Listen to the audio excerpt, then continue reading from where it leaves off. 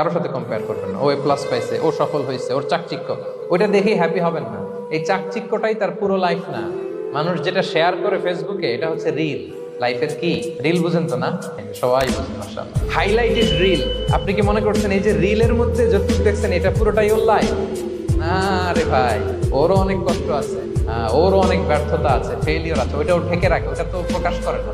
দেখবেন আমরা ফেসবুকে ছবি শেয়ার দিলে কি করি? সবচেয়ে ভালো ছবিটা, হাসি দেওয়া, স্মাইলিং ফেস, স্মার্ট লাগতেছে, সুন্দর পিকচার হয়েছে, এটা দিই। কারণ আমি যে হ্যাপি এটা দেখাইতে চাই আমি সবাই, ঠিক কিনা? তার মানে আমার দুঃখের অংশটা তো আমি শেয়ার করি। সো আপনি কারো চাকচিক্য দেখলে অবাক হবেন না, এটাই তার হোল লাইফ নয়। It's not the entire picture of his life. এটা হচ্ছে হাইলাইটেড রিল। এটা কি? সবাই বলেন এটা কি? সো কখনো কম্পিট করবেন না অন্যের সাথে। তাহলে কার সাথে কম্পিট করবেন? Compete with yourself. নিজের সাথে কম্পিট করুন, নিজের সাথে কম্পিট করুন, and try to be the better version of yourself in every single day. প্রতিদিন নিজেকে একটু একটু করে ডেভেলপ করার চেষ্টা করুন। And don't lose your confidence by comparing yourself with others.